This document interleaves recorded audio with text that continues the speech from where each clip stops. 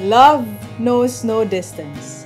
Sa moderno nga teknolohiya, daghan na ang pamaagi sa pag-communicate sa imong mga mahal sa kinabuhi. Ang gilayon o distansya, kung asa man ang imong hinigugma, dili nababag sa lig-on nga relasyon.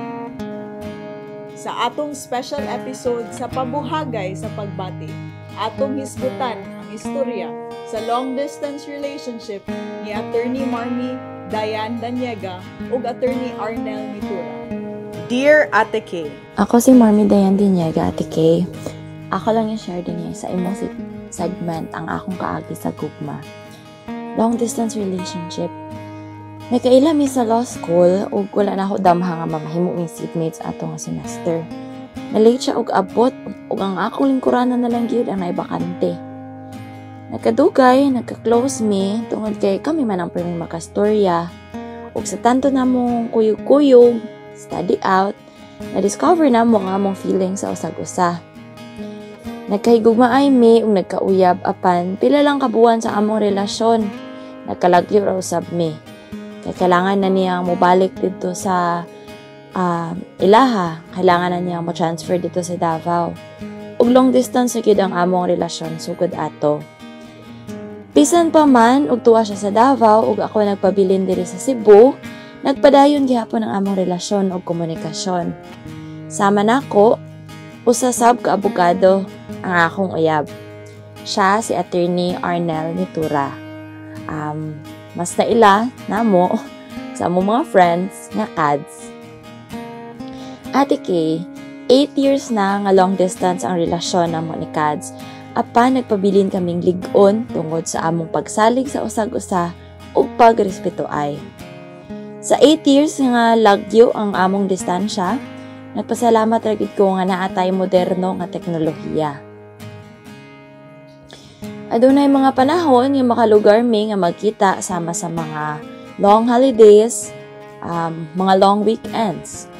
Ug kung magkita mi, suliton gyud namo ang panahon sa mga laag-laag bisan asa. Kaon-kaon, basta kada mga lingaw nga banding. Last year lang, nag-propose si Kat sa simbahan kung asa siya niingon kung pwede ba daw ming mag-uyab. Wa jud ko kasabot ako ang gibati kay unexpected kayo to siya. Ug bisan pa man ni ana, isa ra gyud ang akong expected nga answer. It's a yes. Yes na yes gyud. Happy kay ko sa among relasyon ug confident ko nga si Kads na gyud ang the one. Akong mastorya ning adlaw sa mga kasing-kasing nga bisan og long distance relationship, pasana lang tay pagsalig ug pagsinabtanay, lig-on ra gyud ang relasyon. Salamat ug mao ra to akong mastorya. Daghang salamat sa pagpaminaw, Ate Kay. Sa istorya ni Attorney Marmy, iyang gipadayag nga dili gyud babag sa paghigugmaay ang long distance relationship. Busy man sa trabaho, basta muhatag lang gyud og panahon sa pag-communicate, mu work out ra gyud ang lig-on nga relasyon. Atong paminawon si Attorney Marmy. Kuan gyud ni siya kanang prayers.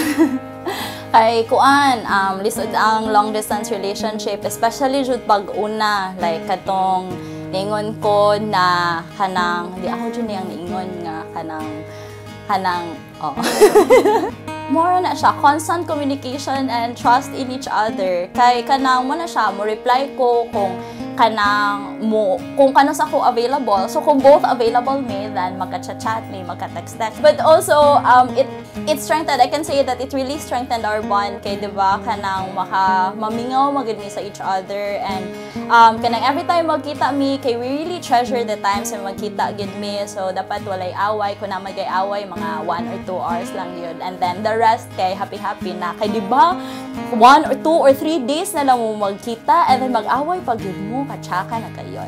Ay mga times na kanang ma-feel ka nga masad ka, and then mangita ka maintag na akong uyab diri kay feel na ako nga labanan gud ko sa akong uyab diri but wala siya. So sometimes that can be a challenge, or kanang makita ka sa others na nagkuyog sila but saan man ta na, wala man ta nagkuyo.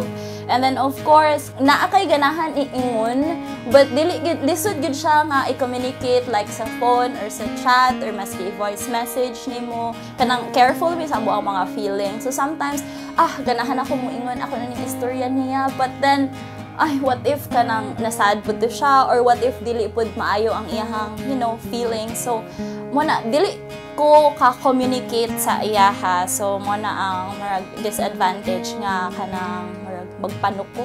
Sakto ba ang term? Kanang hesitant ko sa some of those things. But of course, no, inikatulog na ako, inikaugma. Tomorrow is another day. Kaya natin to.